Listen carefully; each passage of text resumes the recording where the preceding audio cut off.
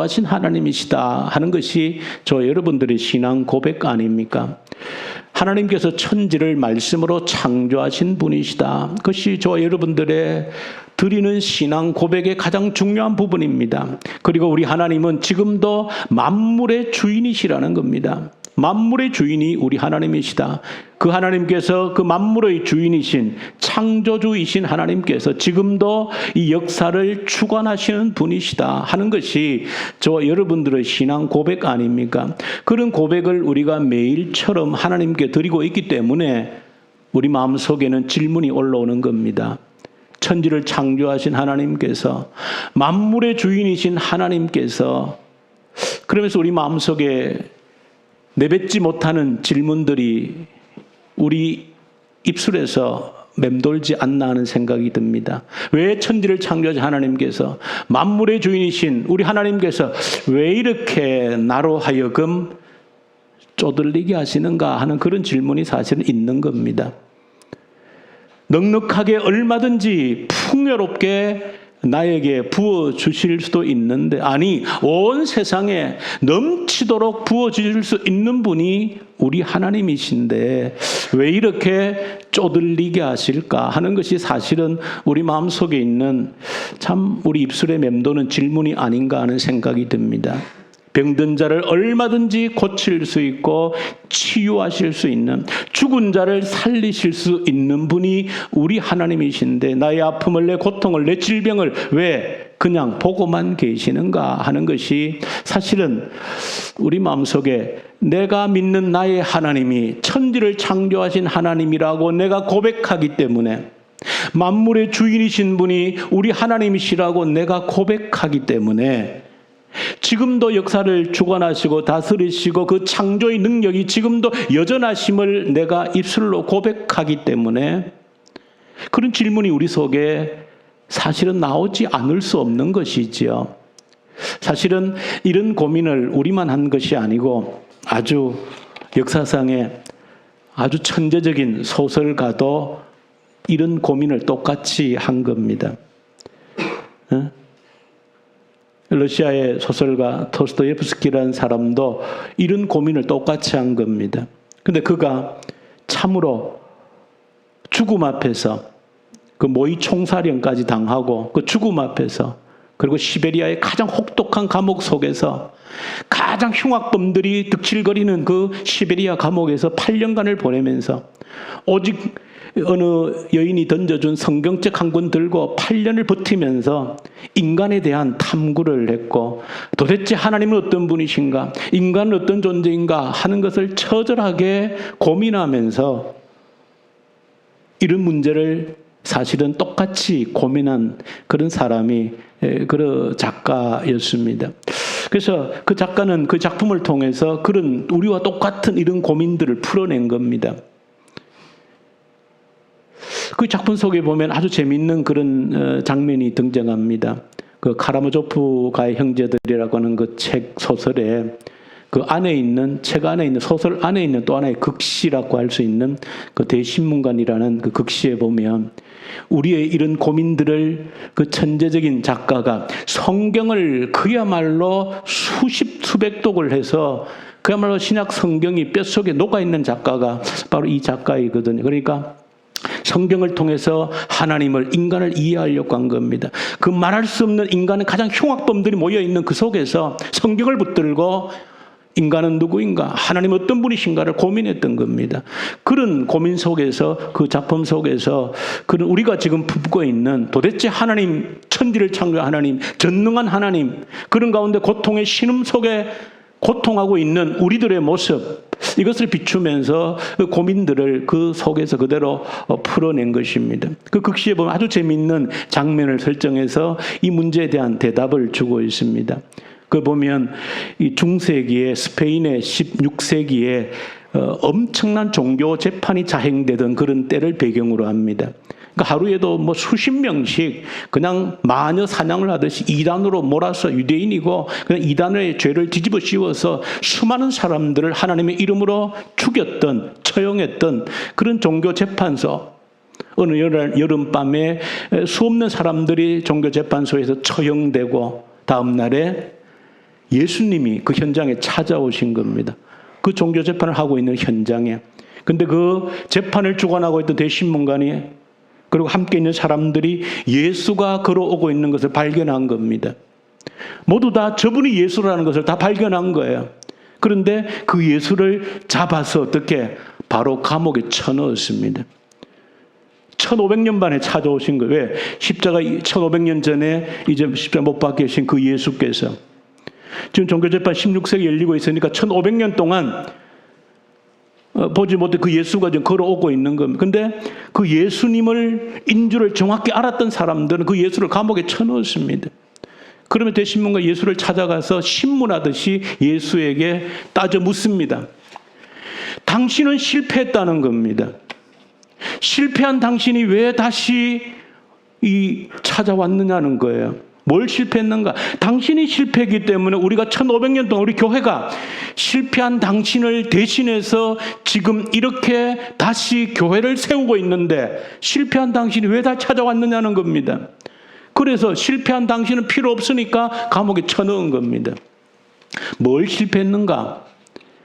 사람들이 원하는 것은 세 가지라는 겁니다. 사람들이 원하는 건 세 가지인데 당신은 그걸 주지 않았다는 겁니다. 그걸 실패했다는 거예요. 그런데 우리 교회는 지금 1500년 동안 그 사람들에게 필요한 것을 끊임없이 공급하면서 교회를 세워오고 있는데 실패한 당신이 왜 다시 걸어오고 있느냐? 받아들일 수 없다. 감옥에 쳐넣었다는 겁니다. 당신은 뭘 실패했는가? 사람들이 요구하는 것이 세 가지라는 겁니다. 무엇을? 사람들은 세 가지 기적과 신비와 권위를 사람들은 요구한다는 겁니다. 기적과 신비와 권위를 요구한다는 겁니다. 기적이라는 것은 빵이 떡이 되는 기적입니다. 이 현실 세계에 필요한 우리의 욕구를 채워주는 능력입니다. 요즘은 돈이 있지요. 이게 기적입니다. 당신은 거절했지 않느냐는 겁니다. 돌이 떡이 되라는 그 요청을 당신이 거절했지 않느냐. 기적을 거절했지 않느냐. 그 사람들이 당신을 따르지 않는다는 겁니다. 교회로 오지 않는다는 겁니다. 그리고 사람들은 신비를 원한다는 거예요. 신비로운 것. 그래서 지옥이 있음을 각인시켜야 된다. 물론 지옥은 있죠. 근데 그것만을 강조하는 겁니다. 그래서 교회를 따르지 않으면 당신은 지옥이야 라고 사형 언도를 내리는 겁니다. 그 무서운 지옥의 권세를 가지고 있어야 교회가 유지된다는 겁니다. 그 세 번째는 권위.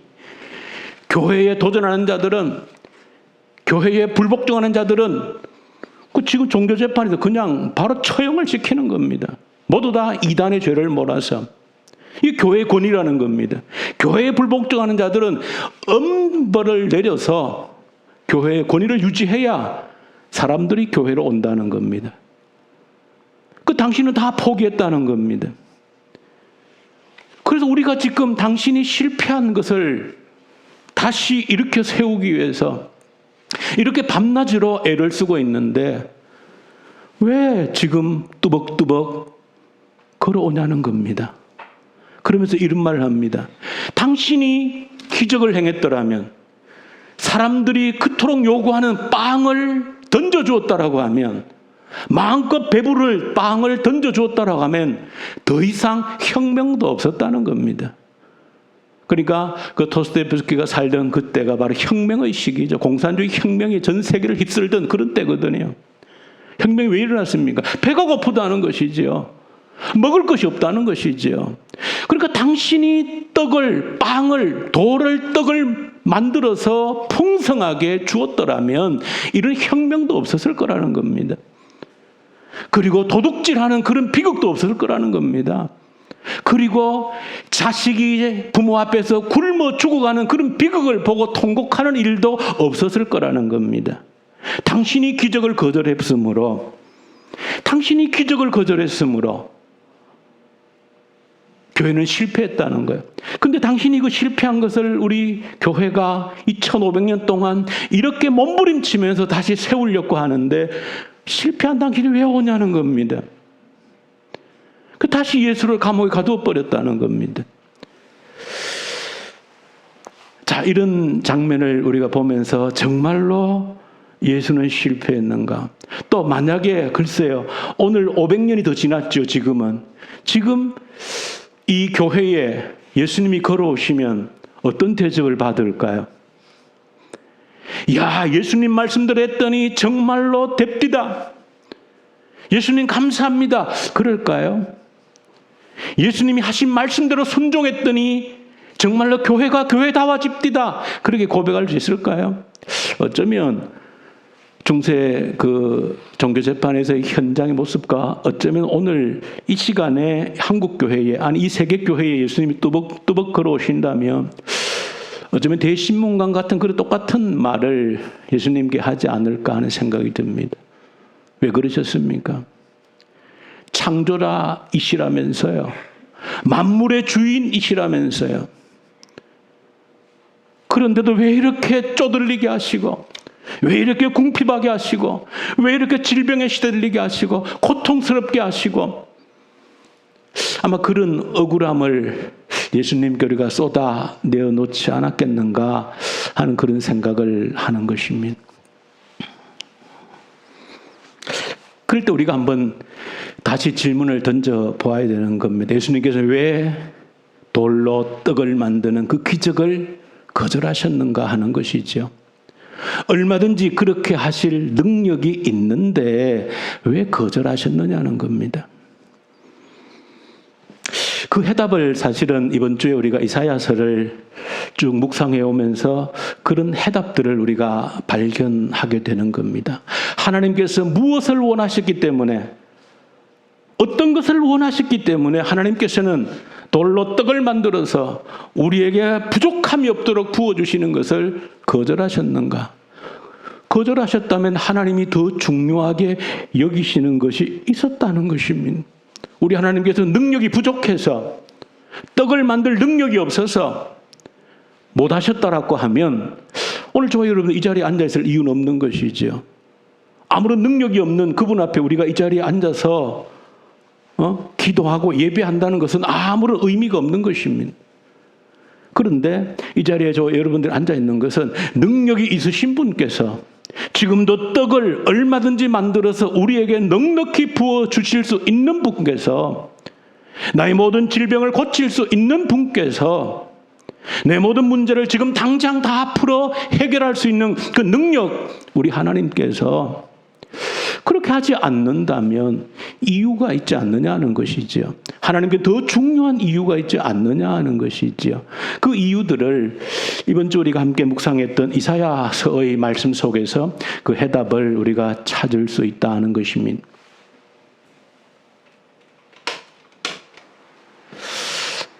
이사야서의 말씀들에 보시면 63장에 오늘 읽었던 본문 말씀에 보시면 이런 말씀이 나옵니다. 이것은 하나님께서 심판을 행하시는 모습입니다. 심판을 직접 행하시는, 악에 대한 심판을 행하시는 그런 모습을 하나님께서 말씀하시고 이사야서가 기록하고 있습니다. 심판의 포도주즙 틀을 밟는 그런 장면을 통해서 하나님께서 심판하시는 모습을 말씀하고 있습니다. 하나님, 내가 심판했다는 겁니다. 열방의 민족들을 내가 심판했다는 겁니다. 우리는 포도즙 틀을 밟는다라고 하는 그림이 잘 그려지지 않지만은 당시 이스라엘 백성들에게는 포도즙의 틀을 밟는다라고 하는 것이 무슨 의미인지가 그림이 훤히 떠오르는 것이죠. 왜냐하면 포도를 따서 그 틀 속에 넣어서 짓밟는 겁니다. 짓이기는 것이죠. 그러면 어떻게 되겠습니까? 그 바싹 익은 그 포도의 즙이 터져서 그 검붉은 그 포도즙이 막 흘러 넘치는 것이죠. 이것이 바로 하나님의 심판을 상징하는 겁니다. 피가 낭자하게 흐르는 그런 모습을 연상케 함으로써 하나님의 그 심판을 상징하는 것이 포도즙 틀을 밟는다는 것으로 표현하고 있는 겁니다. 하나님이 이처럼 심판을 행했다는 것입니다. 그런데 하나님의 심판을 행하셨는데 하나님의 말씀 속에 하나님의 마음이 드러나 있는 겁니다. 심판을 행할 때에도 나와 함께하는 이가 없었다는 것입니다. 나 홀로 이 일을 감당했다는 것입니다. 하나님의 심판을 행하시는데 하나님의 마음이 드러나 있는 거예요. 이 심판 가운데 나와 마음을 같이 해서 함께 이 심판을 행할 자가 없었다라고 하는 사실을 드러내고 있는 겁니다. 이 심판을 행하시는 하나님 모습 속에서 우리가 무엇을 발견하는 겁니까? 그러니까 하나님은 심판을 행하심에 있어서도 홀로 행하기를 원치 않으셨다라고 하는 사실입니다. 심판을 행하심에 있어서도 하나님은 홀로 행하기를 원치 않으셨다는 겁니다. 저와 여러분들이 성경을 통해서 우리가 하나님을 만나고 하나님과 깊은 교제를 할 때에 이런 말의 의미를 제대로 깨달아야 도대체 하나님이 무엇을 원하시는지, 왜 나와 좀 빈트가 안 맞는지, 그리고 근본적인 우리가 서두에 말씀드렸던 것처럼 전능하신 하나님께서 왜 응답이 없는지, 내게 필요한 것들을 왜 당장에 채워주시지 않는지, 그런 부분에 대한 해답을 얻을 수 있는 겁니다. 하나님은 심판을 행하시면서도 홀로 행하기를 원치 않았다는 겁니다. 누군가 함께 하기를 간절히 원했다는 겁니다. 그런데 아무도 없었다는 겁니다. 가슴 아프게 내 백성들을 채찍으로, 징계의 채찍으로 내리쳐야 되는 그런 심판의 현장에 우리 하나님은 홀로 하기를 원치 않았다는 겁니다. 그 고통스러운 일을 홀로 하기를 원치 않았다는 그런 뜻입니다. 그렇다면 우리가 더 거슬러 올라서 하나님께서 에덴 동산을 만드시고 우리 하나님의 형상을 닮은 우리를 왜 창조하셨는가? 왜 창조하셨는가 하는 것입니다. 가장 우습고도 재미있으면서 가장 심오한 말이 있습니다. 하나님은 우리를 왜 창조하셨는가? 가장 우스우면서도 가장 심오한 성경적, 신학적 대답이 있습니다. 왜 우리를 하나님은 창조하셨는가? 정답은 심심해서. 한편 들으면 우습게 들리죠. 근데 그 말은 무슨 말입니까? 하나님께서 우리를 하나님의 형상으로 빚어 창조하신 것은 함께 교제하기 위해서 만들었다, 그 말입니다. 하나님과 함께 교제하는 자로 세우기 위해서 우리를 하나님의 형상을 닮은 사람으로 세웠다는 겁니다. 우리와 교제하기 위해서, 교제의 파트너로 우리를 세우셨다는 겁니다. 여기에 모든 우리 인간의 존엄성이 그 속에 있는 겁니다. 모든 인간은 하나님의 형상으로 지음받았다는 것은 하나님의 교제의 파트너로 지음받았다는 거예요. 그러니까 하나님은 지금 심판하시면서도 어떤 마음을 가지고 계시는 겁니까? 함께 할 자가 없어서 너무나도 아쉽다는 것을 드러내고 있는 겁니다. 함께 일하고 싶다. 함께 의논하고. 아마 이런 마음들은 저와 여러분들이 이 땅에 살면서도 우리가 늘 느끼는 마음 아닙니까? 우리가 왜 힘듭니까? 왜 인생이 어렵고 힘들게 느껴집니까? 돈이 없었어요? 몸이 좀 아팠어요? 글쎄요. 정말로 그 가슴 깊이 들어가면 돈이 없어서가 아닙니다. 몸이 좀 아프고 불편해서가 아닙니다. 함께하는 자가 없기 때문에 힘든 것입니다. 내 마음을 함께 나눌 자가 없기 때문에 힘든 겁니다. 고통스러운 겁니다.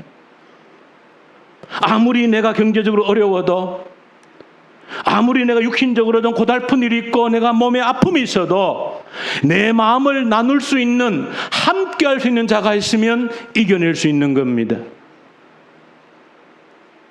먹을 게 좀 없어서 겨우 보리밥으로 끼니를 하루에 한 끼 정도 때운다 할지라도 마음을 나눌 수 있는 자가 있으면, 위로가 되고 격려할 수 있는, 마음을 함께 나눌 수 있는 자가 있으면 이겨낼 수 있는 겁니다. 그게 우리 사람입니다. 왜? 하나님의 형상을 닮았기 때문에 그렇습니다. 하나님은 우리를 하나님의 교제의 파트너로 지으신 겁니다. 그래서 그 말씀을 하고 있는 겁니다. 내가 심판할 때도 나와 함께하는 자가 없었다. 내 마음을 나눌 자가 없었다. 내가 내 백성을, 내 자녀를 징계하는 것이 얼마나 고통스러운 일인데, 얼마나 가슴을 찢는 일인데 이 아픈 마음을 함께 나눌 자가 없었다는 겁니다. 그것이 그 하나님의 마음이 오늘 본문 속에 그대로 드러나 있는 겁니다. 우리가 왜 하나님께서 침묵하시는가? 왜 돌을 떡으로 만드는 기적을 나타내지 않으셨는가? 하나님은 더 소중한 것이 있었기 때문에 그렇습니다. 만약에 거꾸로 하나님께서 모든 것을 내어주셨다라고 하면 아무것도 부족함이 없는 우리 모든 인간들이 넘치게 쓸 수 있는 넉넉한 물질을 아무리 누구라도 가져도 다함이 없도록 부어주셨다라고 하면 하나님이 원하는 것을 얻으실 수 있었겠는가? 하나님 판단에는 불가능했다는 것입니다. 하나님 판단에는 불가능했다는 겁니다. 우리보다 더 잘 아시는 하나님이 보실 때는 불가능했다는 겁니다. 그래서 하나님은 그렇게 하지 아니하셨다는 겁니다. 더 원하시는 것이 하나님께는 있었기 때문에. 61장에 이사야서에 보시면 이런 내용이 나옵니다. 하나님께서는 하나님의 일을 끊임없이 행하고 계신다는 겁니다. 어떤 일을? 이사야서의 주제가 뭡니까? 때로 하나님께 돌아서고 반항하는 자들을 심판하시지만 그 심판도 궁극적인 하나님의 뜻은 어디에 있습니까? 회복이라는 것이죠. 근데 그 회복을 위해서 하나님은 끊임없이 일해 오셨다는 겁니다. 어디서부터? 에덴 동산에서부터. 끊임없이 하나님은 회복을 위해서 일하시는 분이시다는 것을 사실은 성경이 보여주는 겁니다. 에덴 동산에서 무슨 일을 하심으로 회복의 첫 그림자가 뭡니까? 벌거벗은 수치를 나뭇잎으로 가리고 있는 아담과 하와에게 무엇으로? 짐승을 잡아서 피를 흘려서 그들의 부끄러움을 가죽옷으로 가려주시는 그 시작부터 하나님은 회복을 시작하셨다는 겁니다. 끊임없이 그 에덴 동산에서부터 피가 흘렀지요. 속죄의 피가 흘렀지요. 하나님은 끊임없이 징계하시면서 2000년 전 예수 그리스도 하나님의 아들이 십자가에 피 흘리심까지, 그리고 이후에 주님 다시 재림하실 때까지 하나님은 내가 하지 마세요라고 방해해도 합니다. 내가 관심이 없어요, 나는 아무 하나님 일에 관심, 등을 돌려도 하나님은 그 일을 포기하지 않습니다. 그 성경이 보여주는 겁니다. 내가 관심 있다고 하시고 내가 관심 없으면 포기하시고, 하나님 그렇게 일하시는 분 아닙니다.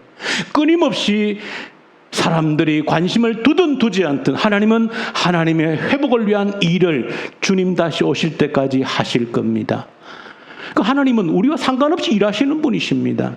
그런데 이사야 61장에 보면 그렇게 일하시는 하나님인데 뭐라고 하나? 하나님으로 하여금 기억하시게 해라, 하나님으로 하여금 쉬지 못하시게 해라, 그런 표현을 쓰고 있는 겁니다. 그러니까 단순하게 그 성경을 읽으면 어떤 생각이 드는 겁니까? 우리 하나님은 기억력이 좀 안 좋으셔가지고 일하다가 깜빡 잊어버리고 안 한다는 겁니다. 그러니까 네가 기도할 때 끊임없이 뭐하게 해라? 하나님 일하신다고 작정하셨잖아, 왜 지금 까맣게 잊고 계십니까? 기억나게 해드려라. 그 하나님은 원체 게으르신 분이셔서 눈만 돌리면 일 안 하고 놀고 계신다, 그러니까 쉬지 못하게 너가 계속 들들 볶아라, 그런 의미로 들릴 수 있죠. 그럴까요? 그런 의미로 말씀하셨을까요?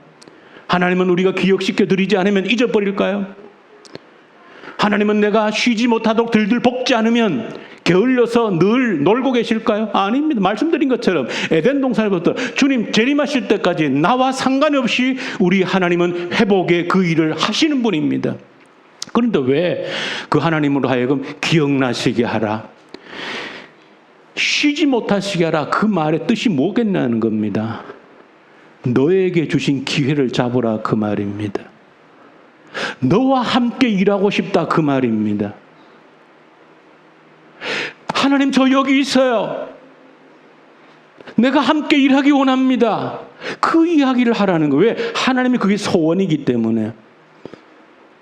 하나님은 혼자 일하기를 원치 않기 때문에 하나님 내가 여기 있으면 부족하지만 내가 쓰임받기 원합니다라고 소리 지르라는 겁니다. 그러니까 하나님은 나를 향해 기회를 주시는 분이고 우리에게 나에게 온 기회를 놓치지 말라는 의미가 하나님으로 하여금 기억나시게 하고 하나님으로 하여금 뭐하라? 쉬지 못하시게 하라. 그 말은 내게 주신 기회를 내가 놓치지 않게 하라는 것입니다.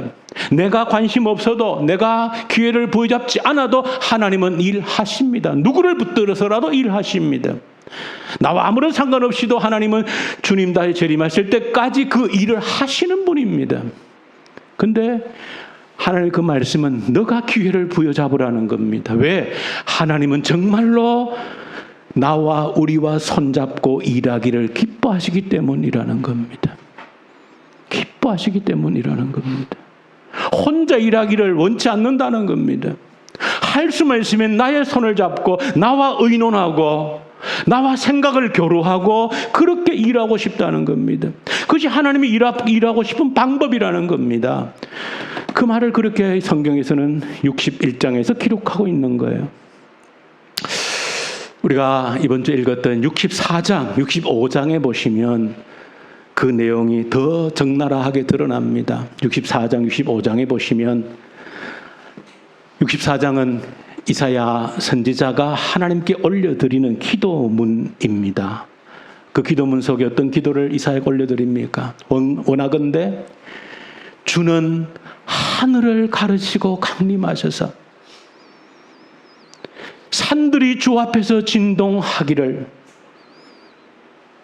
불이 섭을 사르며 불이 물을 끓임 같게 하셔서 모든 원수들로 주의 이름을 알게 하시고 모든 이방인들이 하나님 앞에서 떨게 해 주십시오.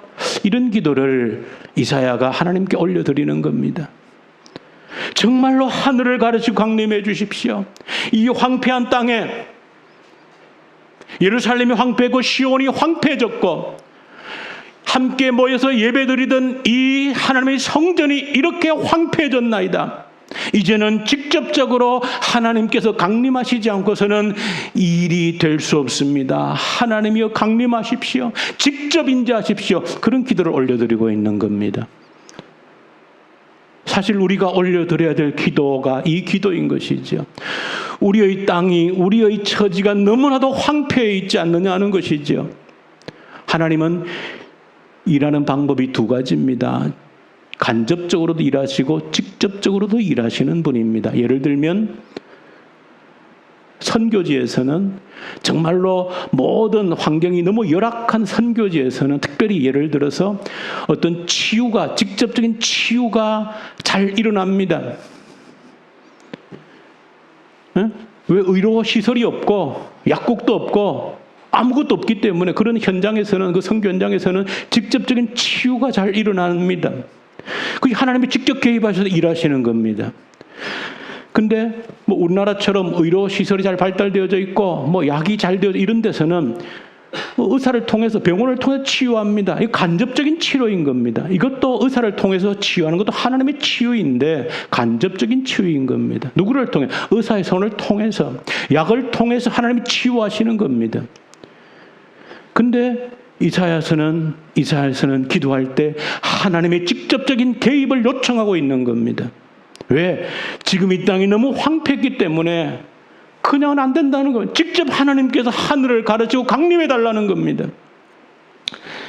오늘 저와 여러분들이 드려야 될 기도가 이 기도이고, 우리가 매일 하프 기도를 올려드리는 것이 우리의 땅이 너무나 황폐했기 때문에 하나님이 직접 개입하셔야 되겠다는 겁니다. 직접 임재해 주셔야 되겠다는 겁니다. 그렇지 않고서는 가능성이 없다는 기도를 우리가 하프 기도를 올려드리는 겁니다. 우리를 포함해서 우리의 자녀 세대가 너무나도 황폐해 있다는 것이죠. 도대체 어떻게 해야 되는지 방법이 없습니다. 내 목숨이라도 원하면 드리고 싶지만 방법이 없습니다. 우리 자녀 세대들 도무지 이제 하나님께 관심이 없습니다. 이 풍요로운 세상에 살면서 더 이상 하나님은 아무런 관심을 끌지 못합니다. 어떤 것으로 그들의 관심을 끌 방법이 없습니다. 그들을 하나님께로 이끌 만한 어떤 것이 보이지 않습니다. 그런 우리 자녀 세대들의 황폐화된 영적 현실을 우리가 눈으로 보면 이런 기도를 할 수밖에 없는 것이지요. 하나님, 직접 하늘을 가르시고 임재해 주십시오라고 기도할 수밖에 없는 것이지요. 그런 이사야가 이 기도를 64장에서 올려드리고 있는 겁니다. 근데 65장은 하나님의 응답입니다. 하나님의 응답입니다. 응답은 너무나 놀랍습니다. 응답은 직접 하나님께서 임재하셔서 역사해달라고 하는 이사야의 기도에 하나님은 너가 부르기 전에, 너가 말하기 전에 나는 이미 팔을 벌리고 기다리고 있었다. 그렇게 표현하고 있는 겁니다. 너가 기도하기 전에, 너가 간구하기 이전에 나는 이미 너의 옆자리에서 팔을 벌리고 너희를 기다리고 있었다는 겁니다. 내가 멀리 있어서 일이 안 된 게 아니라는 것입니다.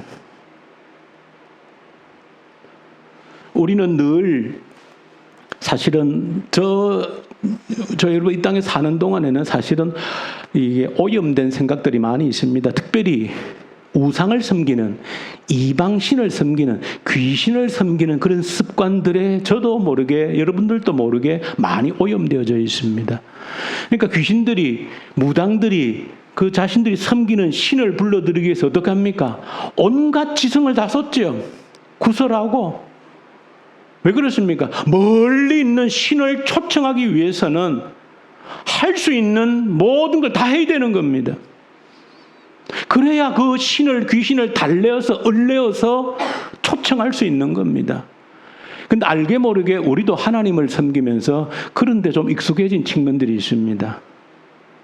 근데 그런 잘못된 측면들을 수정하고 있는 겁니다. 그러니까 우리가 간구하고 하나님 임하시옵소서라고 할 때에 멀리 계신 그 하나님을 어쨌든 가까이 끌어들이려고 하는 노력이 아니라는 것입니다. 그렇게 간구한 우리에게 하나님의 응답이 뭡니까? 나는 이미 너가 기도하기 이전에 나는 두 팔을 벌리고 너 앞에 서 있다는 겁니다. 그 말은 무슨 얘기입니까? 나는 이미 일할 수 있는 모든 열정을 가지고 너에게 손을 내밀고 있다는 겁니다. 근데 문제는 손뼉이 부딪혀야 소리가 나는 것처럼 나의 열정이 너의 열정과 맞닥뜨리지 않았다는 것이죠. 내가 꿈꾸고 있는 이 나의 열정을 너희가 너희의 열정으로 삼고 나를 바라보면 너희 앞에 서 계신 나를 만나게 될 것이라는 겁니다. 그런 응답을 이사야서를 통해 65장에서 하고 있는 겁니다. 이미 하나님은 내 옆에 서 계시면서 너와 함께 일하려고 서 있다는 것, 손을 내밀고 있다는 겁니다. 중요한 것은 이 주파수가 안 맞았다는 겁니다. 하나님이 원하시는 것이 무엇인지, 내가 원하는 것이 무엇인지 주파수가 맞지 않았다는 거예요. 저 여러분들이 이사야를 통하여서 우리에게 주시는 교훈들을 저 여러분들이 가슴에 새겨야 됩니다. 하나님이 원하시는 것이 무엇인가? 하나님께서, 전능하신 하나님께서, 능력 많으신 하나님께서 왜 우리가 그토록 물질적인 어려움들을 호소함에도 넉넉하게 부어주시지 않는가? 왜 돌을 떡을 만들어서 우리가 원하는 만큼 우리에게 안겨주시지 않는가 하는 것입니다.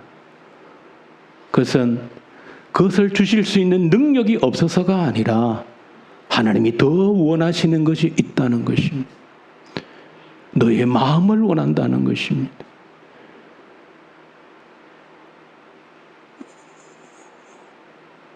우리는 반대로 생각하죠. 떡을 주시면 내 마음을 드릴 건데요. 그렇게 하나님은 아니라고 얘기하시는 겁니다. 떡을 주면 네 마음을 줄 거라고 하나님은 아니라고 그러시는 거예요. 왜? 하나님은 실패의 상처가 굉장히 많습니다. 성경을 보십시오. 기독교 역사의 인물들을 보십시오. 하나님은 그 상처가 너무너무 켜켜이 쌓여 있습니다. 형통하면 하나님께 마음을 드릴 거라는 것은 새빨간 거짓말입니다. 너무나 잘 아십니다, 우리를. 그러니까 돌을 떡을 만들어서 우리에게 안겨주지 않는 이유가 있는 겁니다. 나는 네 마음을 원한다는 것입니다. 너와 손잡고 함께 일하기를 원한다는 겁니다. 그 뒤에 어떤 일이 일어날 건지는 너는 신경도 쓰지 말라는 겁니다.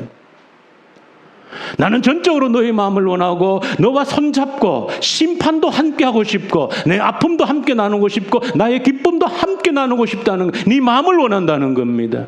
언제 어디서나 내 마음을 나눌 수 있는 그런 사람을 나는 찾는다는 겁니다. 돈 때문에 나를 찾는다면 참 내가 가슴이 아프다, 그 얘기를 하시는 겁니다. 나는 그렇게 일하기를 원치 않는다는 겁니다. 정말 하나님이 귀하게 여기는 것이 무엇인지를, 우리를 통해서 원하시는 것이 무엇인지를 보여주시는 겁니다. 그렇게만 할 수 있다라고 하면 이미 내 옆에 서서 팔을 벌리고 계신 우리 주님을 바라보고 주님이 품고 계신 그 열정을, 하나님 그 열정이 나의 열정입니다, 주님의 그 소원이 나의 소원입니다 라고 달려가면 되는 것입니다. 그러면 그 이후에 성경에 보십시오. 물질을 성경은 절대 부정하지 않습니다. 절대 성경은 물질을 부정하지 않습니다. 먼저 우선순위인 겁니다. 그렇게 네 마음이 내게 있고 너와 손잡고 일할 수 있으면 모든 것들은 열방의 재물을 모아 너에게 안겨주리라 하신 겁니다. 하나님께서 무엇을 더 원하시고 내게서 무엇을 먼저 원하시는지를 이 말씀을 통해서 저 여러분들이 제대로 깨닫고 이사야서를 마치면서도 하나님의 회복의 그 여정 가운데 나와 손잡고 일하기 원하시는 그 하나님의 마음을 나눌 수 있는 저 여러분들 될 수 있기를 간절히 소망합니다. 우리 주님 아버지 감사합니다. 우리 하나님의 마음을, 하나님께서 무엇을 원하시는지를 깨달아 알 수 있도록 도와주시옵소서. 나는 창조주라 하셨습니다. 만물이 나의 것이라 하셨습니다. 그런 하나님께서 무엇을 원하시는지 먼저 하나님의 마음을 흡족하게 해드릴 수 있는 저희들 되게 하옵소서. 예수님 이름으로 기도 올려드립니다.